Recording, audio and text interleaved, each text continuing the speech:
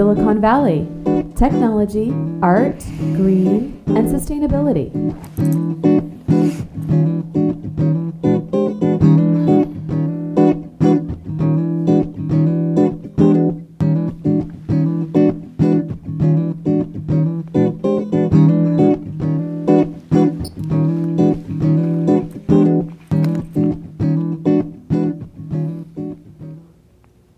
Hi, welcome to Silicon Valley Tech, Art, Green, and Sustainability.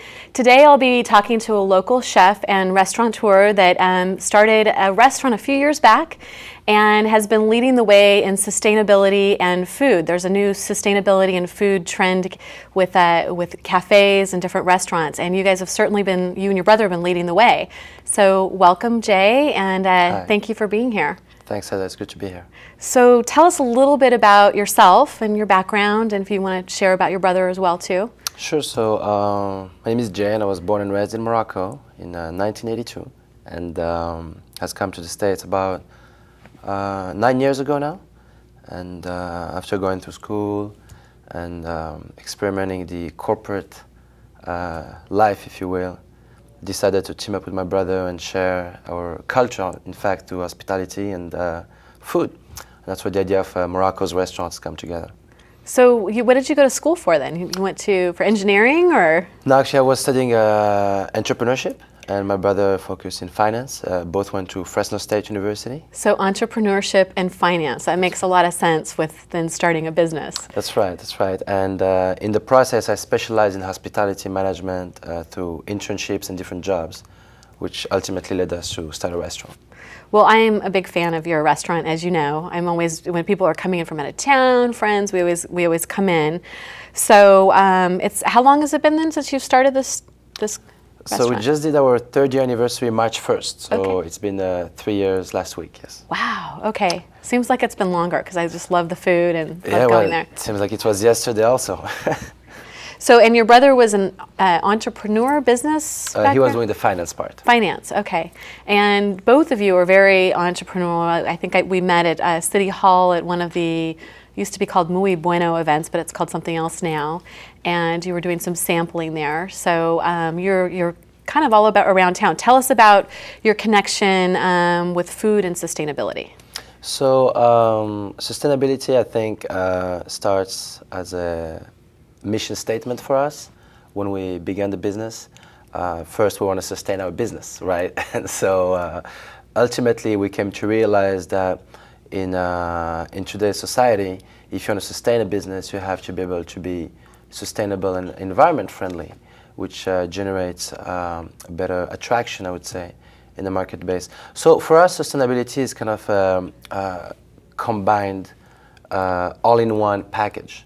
You know, if you want to be a sustainable business, you have to be having sustainable practices towards the environment.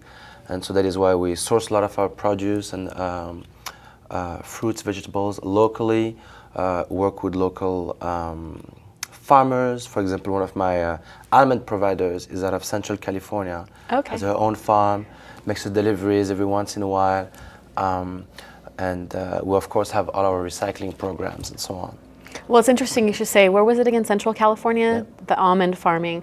I just recently went to the Eco Farming Conference, and I only went for 2 days, a day and a half, and it was a 5-day conference, and I'm kicking myself for not bringing a camera there for the entire conference, because there were so many interesting topics. Not only does it touch water, but it touches your health, and if farmers are actually being sustainable farmers and not using pesticides or other things that are harmful, and years and years of harmful. So something's in the soil, it's going to be there for 100,000 years now, oh, yeah. And it's going to affect everything, not only in our food chain, but everything that's surrounding it.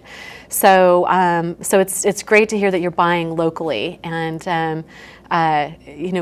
where else do you buy? Do you buy at other like Costco, or do you? Actually, being a specialty cuisine, some of our produce and products, I would say, are hard to source. So some of my spices, especially, I source actually from Morocco. We make our own olive oil blend with, as most of people know, there is no olive oil major manufacturer here in California. So we make our own blend of Portuguese and Moroccan oil at the restaurant. Okay, nice. But we work with local meat suppliers here in California for free-range, natural, animal-friendly, if you will, farms. And let's pull up some of the slides right now too, talking about the food. Oh, yeah. And let's pull some of those up. Absolutely, yeah. I'm just thinking about your beef tangier right now and how good For it is. sure, So here the we've got a tangier. slide of the interior of your. yeah, so this is kind of the mood of the restaurant, you know, with the dim lights, lamps, a lot of arts and crafts around the restaurant. Okay, so we'll go to the next slide too. This is the beef tagine you were talking about, I our love most this. delicate, Yeah. slowly braised beef, 3.5 hours, ginger, white pepper, garlic base, saffron and turmeric, with caramelized prunes and apricots. And how long again does it take to cook this? 3.5 hours for the beef. So a slow cook, it's Slowly like the braised. slow food movement with food. Totally, Moroccan food is totally, it's been on the slow cooking movement since thousands of years. So the tagine process is like, if you will, a crock pot preparation before the crock pot was invented. And it has little toasted almonds that I was telling you about, The almonds, organic toasted almonds and sesame seeds. And let's go to the next slide. This is our vegetarian tagine. So Moroccan cuisine, our restaurant, is very vegetarian friendly, with over 16 vegetarian items on the menu. And And this particular one is the tagine. So it's a vegetarian tagine. So it's a blend of vegetables. So we have potatoes, carrots, zucchini, garbanzo, olives. garbanzo beans. That's what I was trying to think of. Yeah. And they're all blends in a ginger pepper base with the turmeric. And Let's go to the next slide too. And this is just kind of a variety. You've got a drink down at the bottom, and you've got the front of the restaurant. a couple of And- our salads, our sidewalk palio. Come back. So let's talk about, you were just talking about the 16 vegetarian dishes? Absolutely. Is that what you said? That's right. That's incredible. So what kind of vegetarian dishes? Can you name them for us? So of course, all of our salads are vegetarian, and the good news also is all our vegetarian items are vegan also. Besides 2 of them, which has a little cheese component, like the spinach, nuts, and fruit salad, which has blue cheese. But we have our phyllo dough turnovers, the brie Oh, I whites. think I've had those. The That's phyllo right. dough turnovers With are the, yummy. our Yeah, most all your food is yummy. I've never had a complaint with anything there. Our most popular appetizer, you know, the brie whites. It comes in chicken, The brie white. vegetarian. Now, is that like cinnamon and nuts and? So that's the chicken version. Okay. Comes with the chicken, 7 spices, roasted almonds, and then the sugar and cinnamon. And then we have the vegetarian version and the crab version. So pretty much any day of the week, we go over there. You're going to be there cooking for hours in the day, right? Well, you know, people actually that live in the real world, which is not in the restaurant world, think that. And it was the case actually for the first 1.5 years when I was personally cooking there in the kitchen, 15 hours a day, lunch and dinner, 7 days a week. But obviously, you can do that forever. Right. So I always like to say there's no such thing as a great chef. Rather, you have a great team, and that's how you know that you have a great chef. And so now I have some good team members who go through a very thorough 4 to 6 month training process before they can cook. And so we have a team who's actually 4 handling. to 6 months. That's right. That's right. That's And incredible. That's the minimum. Wow. Okay, so we touched a little bit on sustainability and green. You guys are doing some recycling too? Are you doing the composting and recycling of the food? And the city of San Jose, I think, has a goal. It's either by 2014 or 2015 to zero waste, and that's with businesses, with homes. I don't know how they're going to get there with homes. I'm not sure what the date is, but I think it's either 2012 or 2015. So you guys are already probably starting to do that with composting and stuff. Tell us a little bit about what you're doing. Sure. So composting is in the restaurant industry something that's pretty hard to do, and the reason why it's hard to do because it's very costly to do. So when I first started the restaurant 3 years ago, it was totally out of